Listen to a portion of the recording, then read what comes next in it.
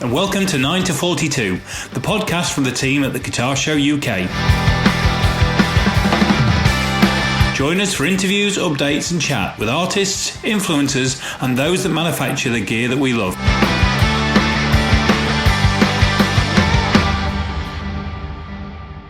Hello and welcome to 9 to 42, which is the podcast from the guys at Guitar Show UK. My very good friend Jace Hunt is with me on screen bright and early this morning. It's just before 9 a.m. How are you, Jace? I'm very well. It is very early to be doing this. Normally we're doing this at like 10 o'clock at night. Yeah.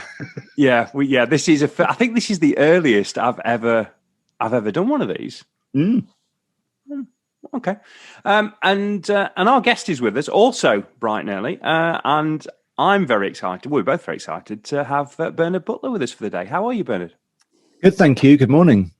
Good morning. And we were just commenting on each other's backdrops because we all seem to have, I think, what you probably class as midlife crisis rooms now that we all appear to be ensconced in. So there's a lot of gear and there's a lot of books and there's a lot of music floating around, as far as I can tell. But one of us is a professional and... Yeah, I know. But I was going to hope for a little bit we'd have got away with that. So, Bernard, how's lockdown treated you? Really fine. I'm a happy, isolated musician who can happily stay indoors on my own. So that level, it's not affected me really at all. And I've been pretty productive. Yeah, I'm just quite happy being an introverted musician, so it's been all right generally. Apart from the fact that then when I leave my studio room, I've got this thing called a family everywhere all over my house. So and then I realised that I'm actually not a musician. I'm a chef. I'm a cleaner. I'm everything in this house. So. It's been busy. It's been it just feels like a hotel, like a weird boarding house or something. It's felt for the last year, just really busy. But it's all right. And compared to what some people have been through, it's obviously been absolutely fine. Yeah. And has there been homeschooling going on as well? Has it been the full-on experience? Not really. Mine are too old for that, and my youngest, who's now just turned 15, I've kind of I've just been doing it too long to bother, to be honest. So no, we're past that stage. Yeah, I really feel for people who've got kids that young who've had to deal with all that, and that must be just a nightmare pressure. You see this stuff online and you'll see the fabulous celebrity mum who's giving tips on how to do homeschooling, and that stuff just makes me want to bash my head against the wall.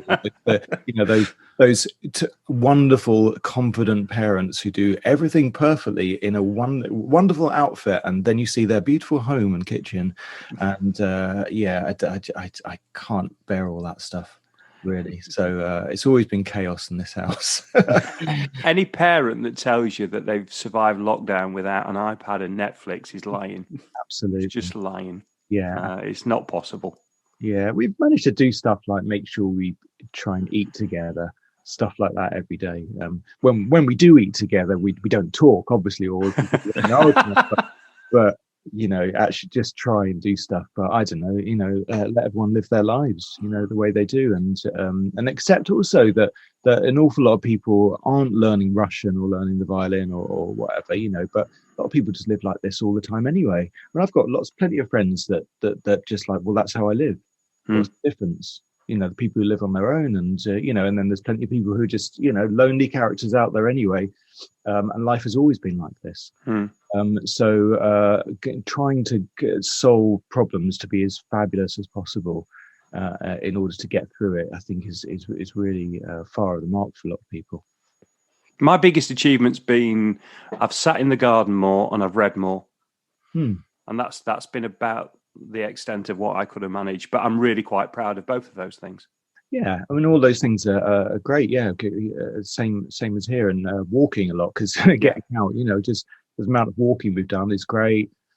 I'm in London, and I just decided as soon as this all happened that it was a great excuse to never get on a tube again. Having done 50 years of London public transport, I'd paid my dues, and I thought, that's it. I'm just not doing this again. Don't blame you. So that's been really great, and just once you get into the mentality of like you have travel distances, and you think, oh, that's 20 minutes walk, or it's a bit far. And then you think on another occasion, walking 20 minutes, you think nothing of it. So, and if you twist your mentality, you can think, well, actually, cycling, I love cycling and walking anyway. So, all of those things have been good, to get around London. London's been a good place. My wife has been working in the city of London. She's a teacher, and she didn't get a single day off. I mean, they didn't close at all. And so I was going into the city of London with her quite a lot, cycling in there, meeting her. And it's been brilliant because there's no one there.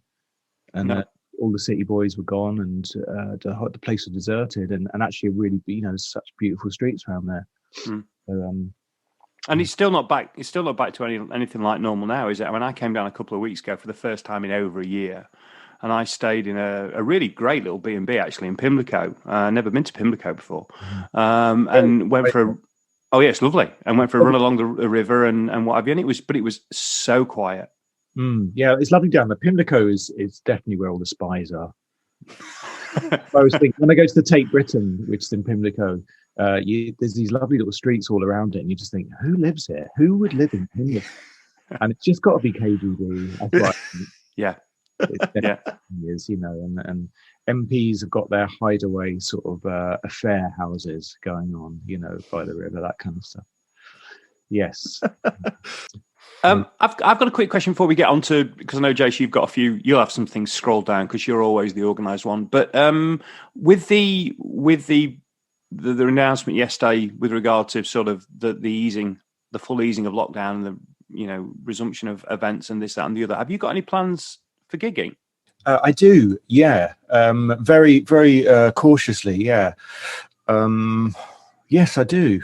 Yeah, I'm starting to think it. I won't say anything now, but I'm going to be doing something in the autumn. A couple of things in the autumn, which haven't been announced yet, and hopefully more next year. Yeah, yes.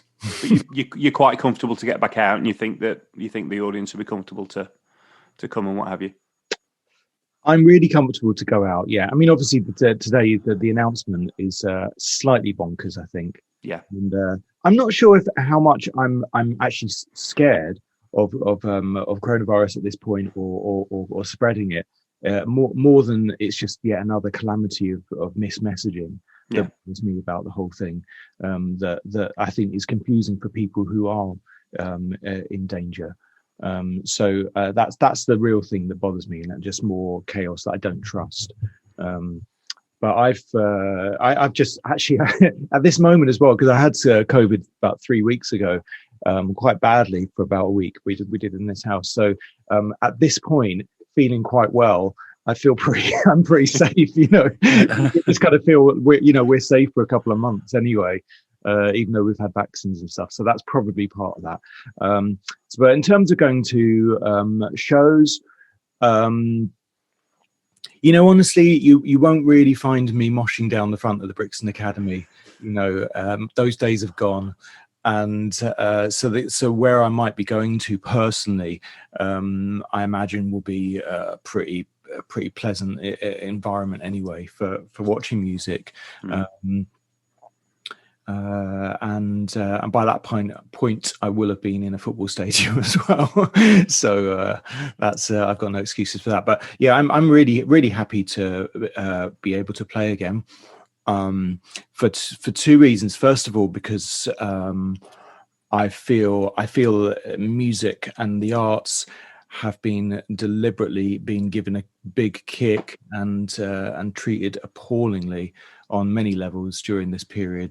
Brexit before this, of course, and then the pandemic, and just the sort of messages that have come out of government, the messages from that prick David Frost last week about how Elton John had hits before the European Union and stuff like that. It's the idea that a minister working, and commenting on culture can be so snide and dismissive of a whole industry and a business is just so appalling. I think in their position to have that outlook, never mind what they're doing.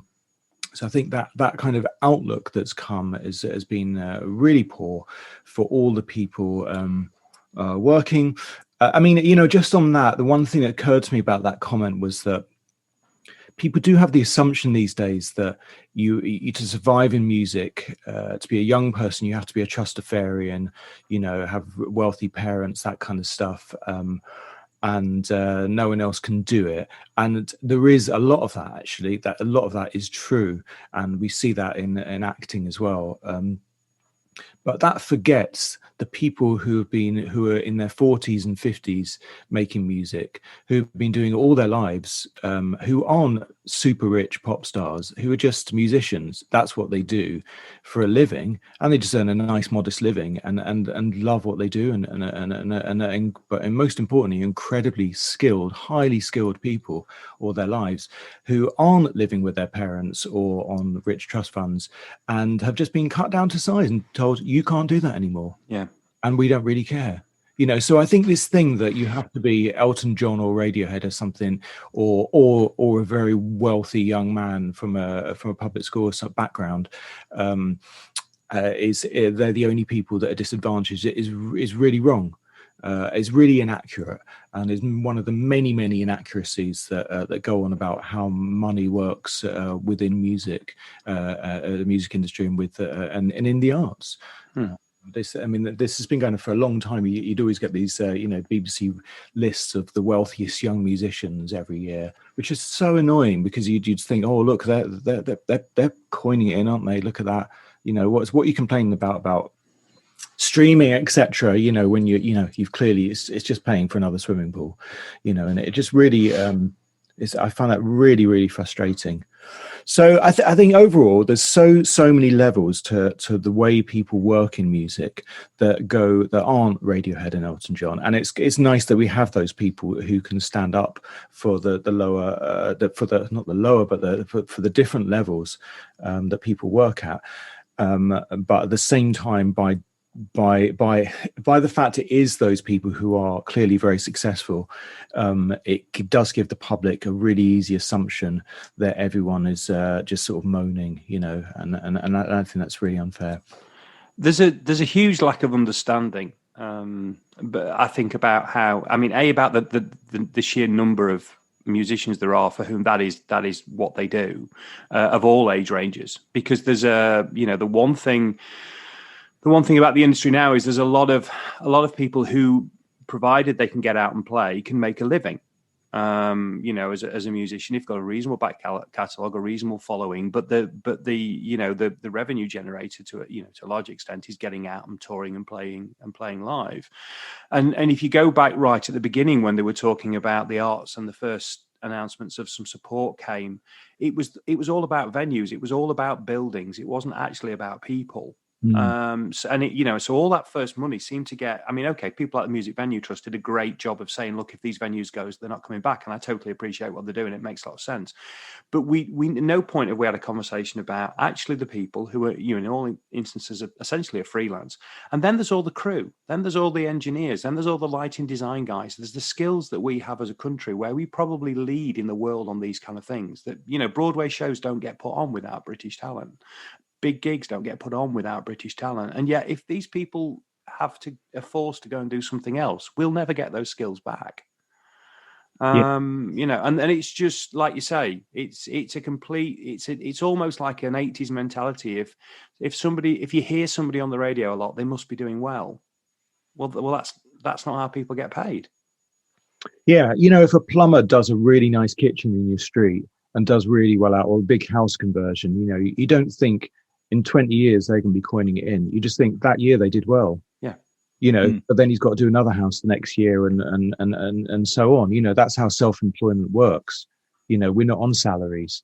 And it's exactly the same with music. You can have a good year and then not earn a penny for 5 years, and you're back to square one, and that's always the way it is. And that's not moaning about it. This is just the part of the nature of everyone needs to earn a living and survive, and also keep funding the thing they do, because having art in our world is just essential. It's just we're getting to this sort of existential point where we have to talk to people about why art is important in our lives, why it's important to have it in our world. And that is just such a ludicrous situation that we've got ourselves into, because it's starting to look like it's it's a hobby and it's a pastime again. And that's using those phrases that are just missing the point entirely of what art has always been. The function art has always played in society. Just therefore, if you're not doing something that is designed just to make money, then it has to be a hobby. So you've got no right to have anything in between where you can earn a living. And what you describe about actually the people who make it happen as well are incredibly technically skilled, just like all the people we rely on for our houses and building and construction, all those kind of things, that incredibly skilled workers are what they do, and that's why we hire them, because we don't know how to fix stuff. Because in the same way we have incredibly skilled technicians everywhere in working in venues and not just venues, it goes through to football stadiums or something. You need people who are audio technicians and lighting technicians and all the rest. They're all performances. There's performances that's going on everywhere in life. You look at the Tory party conference, it's full of performance technicians making the whole thing come to life, whether it's audio visual and all those kind of elements. And they're all self-employed people who are highly skilled, highly trained. And although I was going to say, I did hear that the sort of like union of techies, can't remember what it's called, have all said that they will refuse to work the Tory party conference at the next one, given the way that they've been treated. So it could be a very drab affair next year. No way. More drab than every other one. Yeah. About time too. Yeah. That's a great point. I mean, obviously people have, I guess in our circles, we know about this stuff, have talked a lot about the people who have lost out, these skilled workers and technicians. The audience side is quite interesting, because obviously we have to see the audiences as the people who are also they are voters. They're people who have enabled the governments we have and the systems we have and voted for Brexit. There's no point. Musicians tend to have this put across quite a liberal perspective. I think that's fair to say. With the culture side of culture and arts, it tends to represent, and most people would probably think they're in safe territory, talking in quite a liberal manner. I would have thought that's a fair thing to say, or they're not exclusive. And but you have to look at, and with that, I don't know many people. I don't know anyone within music for sure who would have voted for Brexit, for example.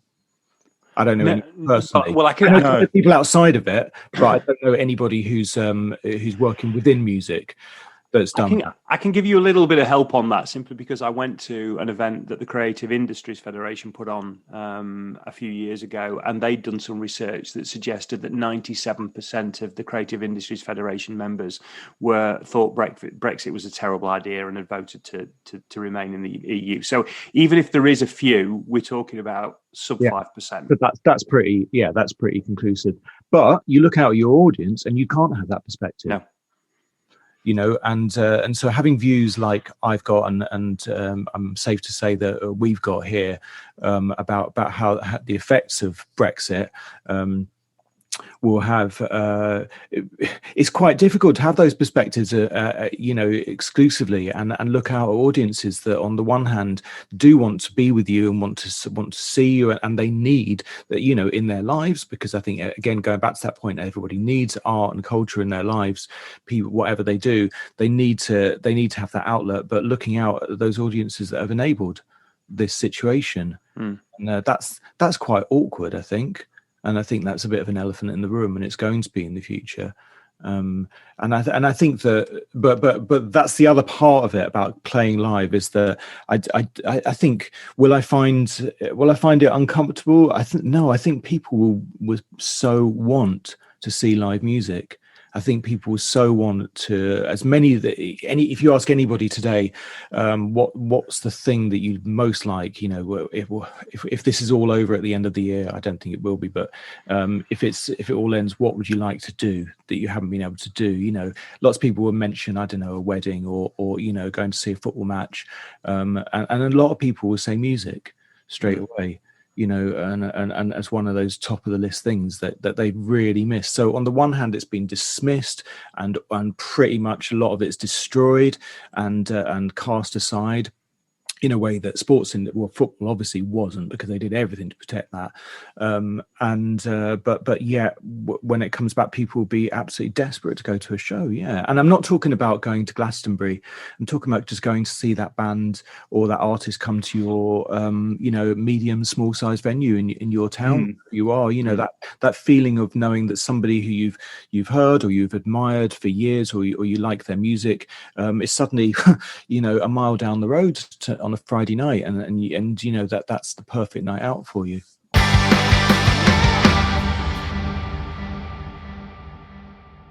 Yeah, I mean, in my case, it's the one gig that's been pushed back that I've really missed.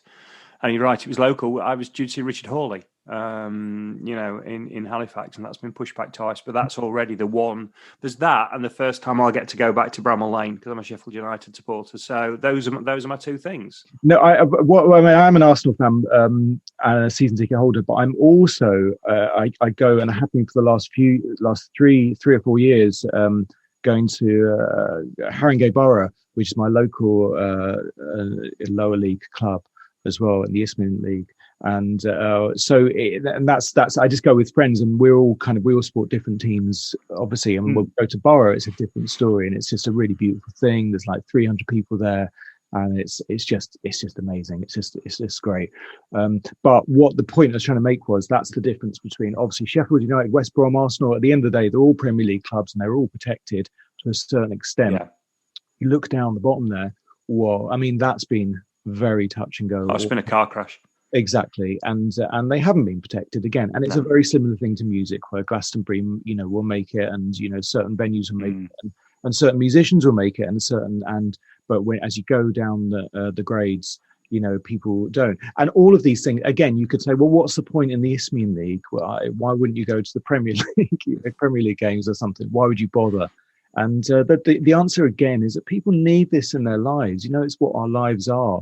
In between birth and death, it shouldn't be measured by just the financial scope of anything we experience. That we have to experience something that makes a lot of money, or that we spend a lot of money and has a vast reach. There should be something that has personal identity and individuality and meaning and character to it, and that we should be allowed to choose what those moments are and have those available to us. Because you can't take Bramall Lane with you, I'm afraid. No. Well, I think, there's something about as well your example's a perfect example, actually.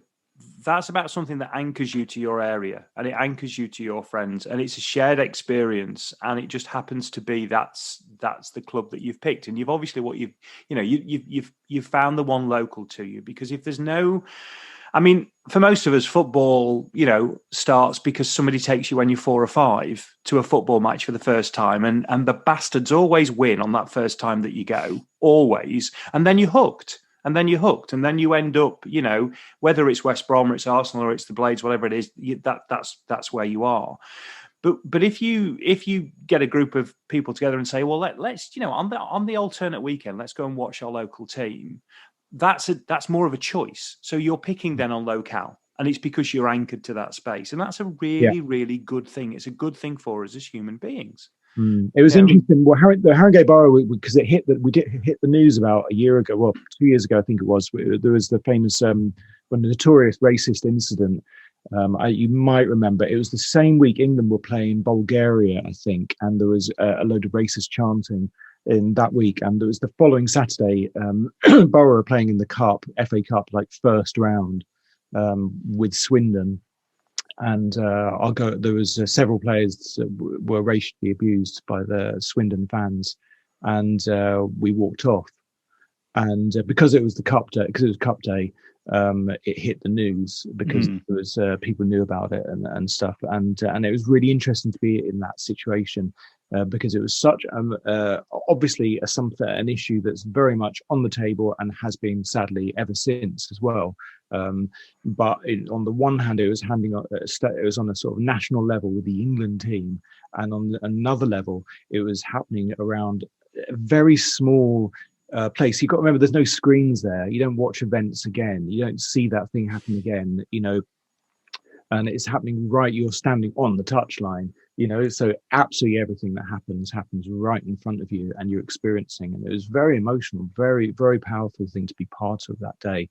But to see your team just say, right, that's it, we're out, we're not doing this, and just literally walked out of the FA Cup on that moment was a really powerful thing. So exactly what you're saying, it's very much about being a part of a community decision. It's not your team, if you like, and it's about being with friends and taking that choice, and certainly not about dreams of winning the FA Cup or league titles or anything. It's about the experience, but with that, but you see both ends of it.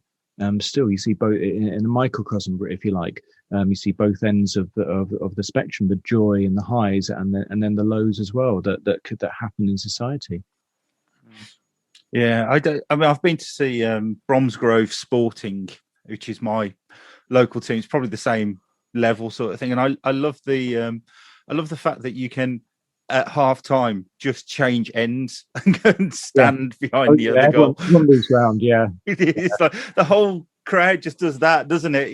Like the 10 away fans move, and the probably 150 home fans move, and it's a very different experience to go in and watching sort of like West Brom. There's a chance that they might win, so that's a different experience for me. The chance that you may be clear of Sam Allardyce for a couple of years now. You may be clear. It's just the worst thing in the world ever. It's like, please, I would rather have got relegated and had no manager for the rest of the season at that point, whenever it was it November, December time? Yeah. Not Sam, not that football. Just please, no. We've all had it. There's that day when when they announced Brian Robson was coming to Bramall Lane, and you just felt, and your heart just sank. And it must be the same if they announce. Well, I don't know, Arsenal. No. Wenger was there for about 475 years or something. Yeah. And now you've got, oh God, what's his name? Action Man. Eagle Eyes. Mikel Arteta. Yeah. Yeah. Well, we haven't had to deal with that. Obviously, Tottenham are dealing with that kind of at the moment, because I think they should have gone with Nuno from the start. He seemed like a great manager and a good guy, and Tottenham fans will love him. But I just feel sorry for the fact that they dug deep until they got to the right at the bottom, and he was the only guy left. Which was weird. I don't know what it was like in London, but certainly because obviously, Wolverhampton are not very far away from Birmingham. It's the local press, and there was rumours that Nuno was going to Tottenham at Christmas time. So that they must have been talking, and I assumed when it got to the end of the season and he was like, "I'm leaving, I'm not carrying on," I assumed that's where he was going. So I don't know what's gone on there, but.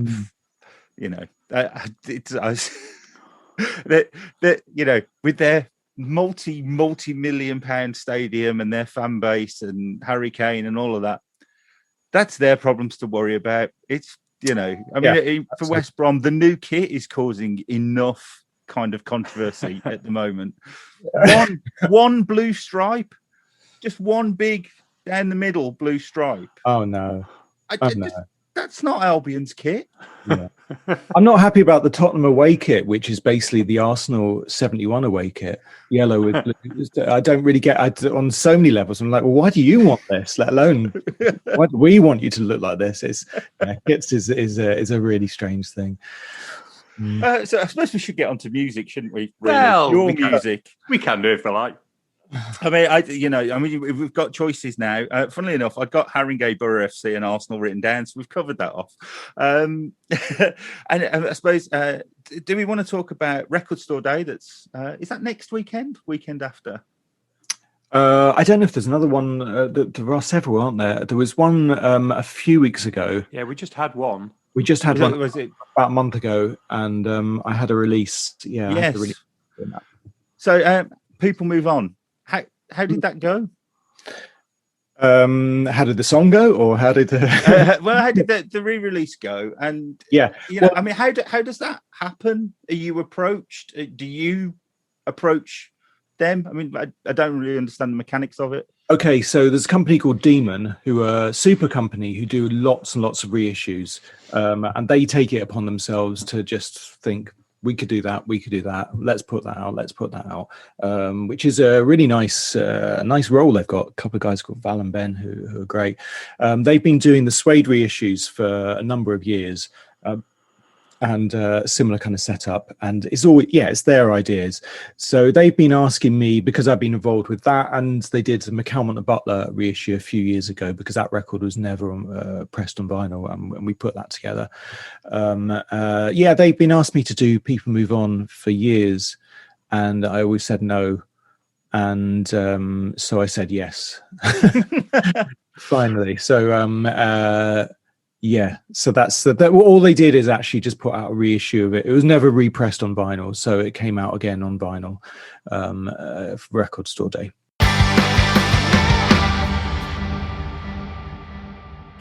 And that kind of was the point where it all fell apart for this episode of 942. We hit a bit of a wall, didn't we, Jace?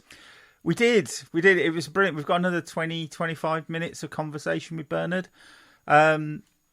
That at the end of the conversation, after we'd finished recording, you went, I'm not sure I should have said what I said. And I was like, well, okay. And he said, look, I'll email you. So a couple of days later, he emailed me back and went, yeah, you can't use that. Some of that information I've given out, it's embargoed. And we were like, oh. So hence the reason why we did a very quick one a couple of weeks ago with Chris Buck, because Bernard was due to be out and we were waiting to see whether we could. But we've taken the decision now to just cut it and put it out as it is. And then we will go back to Bernard with the second half and expand upon that when we can. I know when we can. I'm just not allowed to say. No. And it wasn't the 20 minutes of conversation. It's not all embargoed material. It's just the topic we got into. The core of the topic is the bit we can't talk about. Yeah. And the story and the explanation that goes alongside it makes no sense if you don't know what the topic is, does it? That's the problem. Yeah. It wasn't a couple of, we thought it was a couple of minutes we could cut out and then we could kind of rejoin the conversation and loop back in, but it actually, now we've listened to it again, it's not that worked that way around, does it? It hasn't, but it's a fascinating story, I think, and the process that he went through, and then hopefully later in the year we can let you hear it. I feel quite privileged right now, knowing this little bit of insider knowledge. Because it was an exclusive. He did say at the time, I've not told anybody this story, so it was a bit of an exclusive at the time. So it's a bit like us knowing who's won the Bake Off. Because they know like weeks before, don't they? They know before it airs. They know in the summer, don't they? They must know a good 3 months before who's won it. Yeah. Except we don't know who's. Well, I don't. Do you know who's won the next Bake Off? No, okay. No. Right, okay, it's not a problem. Not a program that I'm, watching that frequently. Well, I didn't know, because you've got that red hoops Breton type shirt on again. You've got a look of a Bake Off contestant about you, so I just didn't know if you'd strayed down. It's one of those hipster contestants. Is that it? Yes, yeah, you are. You're one of those middle-aged hipsters. Pair of jeans, rolled up, no socks. That's the vibe, isn't it? No. Expensive socks is my one luxury. I don't get that. I don't get the whole idea of leather shoes, no socks. No. It's just wrong. No. It's got to chafe. It's got to chafe. It's got to chafe. Yes, got to I was chafe. thinking that when I was watching the triathlon today. I was watching the highlights of the mixed triathlon that they've done, and you watch them kind of jump out of the water and onto a bike when they put shoes on, and then off the bike and they're different shoes on and they go running. And I was thinking, their feet must be cut to bits. I know. You'd want to stop for a little dab of Vaseline, wouldn't you, before you... Or maybe the shoes have got Vaseline in them already. I mean, I don't know enough about triathlon to know, really. I was just incredibly impressed watching it. I kind of want to put Vaseline treated shoes into Google, but I kind of don't want to know what that's going to return. So we ought to get back onto we've drifted again, haven't we? Yeah, sorry. Yes, it's towards the end of the episode, and we're drifting as we do. So with this other bit of Bernard we'll bring to you, and we're hoping at that point in time to speak to him again.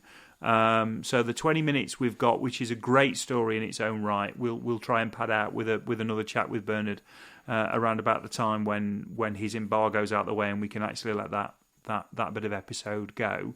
And we ought to thank our friends at Focusrite.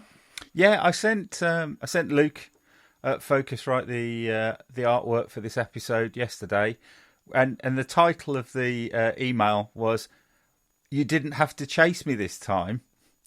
And I was like, "Hello, mate. Here's the artwork." And then I got an email bounce back that said, "I'm off sick." Hence the reason why you hadn't chased me, and I was still probably very late. Luke, if you listen to this, I hope you feel better, mate. Yes. Get well soon, Luke. And we'd like to give you some idea of what's coming next, but as it stands at the moment, we haven't got a clue, have we? No, I've got a couple of irons in fire. Irons in the fire. Yeah. It's we are at the whim of some artists, really. I mean, we've got quite a few that have said yes. It's just yes when, but obviously, it's incredibly grateful when they do it. So we'll work around their schedules. We'll find something. We will bring you something exciting soon. If the worst comes to worst, it'll just be us two banging on. No one wants that. I know, we can't do that again. The one thing we'll leave you with, and feel free to get in touch. We started having a conversation before we hit record about favourite Bob Dylan tracks. You've gone with Blowing in the Wind, haven't you? I have. I've gone with Hurricane.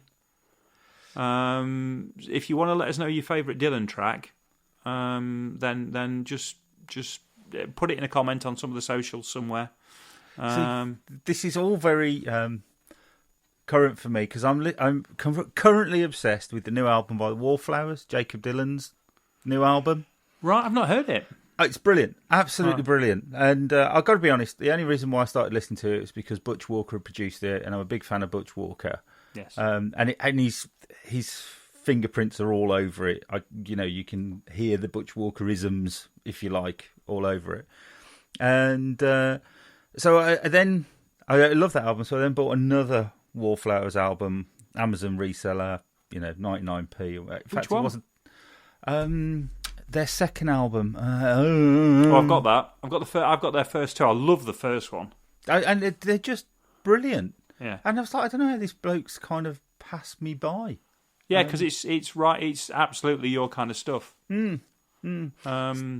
album I've come back to this week was one that I listened to loads when it came out in around about 92, 93, which was an album by a guy called Jude Cole called Start the Car.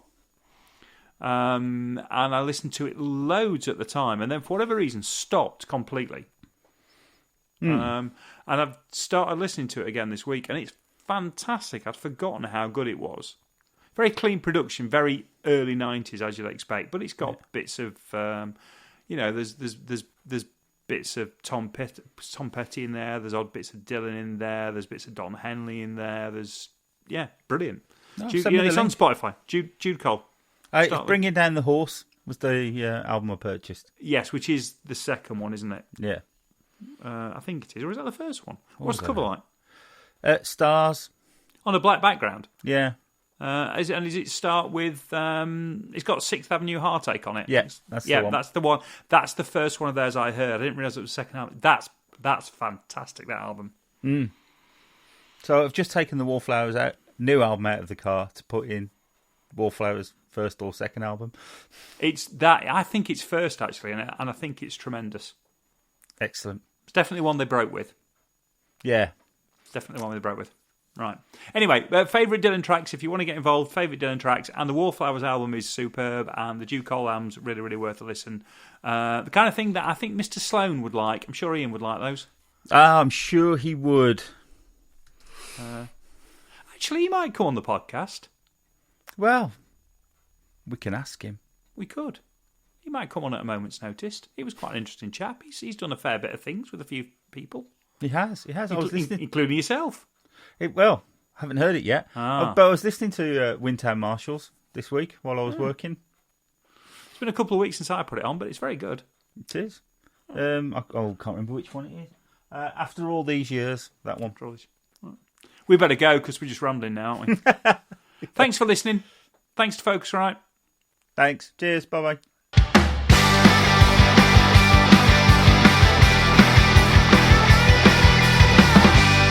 Thanks for listening to 9 to 42, the podcast from the team at the Guitar Show UK. If you've enjoyed the show, then please remember to hit the subscribe button and share with other like-minded souls. For more information about 9 to 42, please follow us on Facebook, Twitter or Instagram at the Guitar Show UK. This has been an A Short Stories production.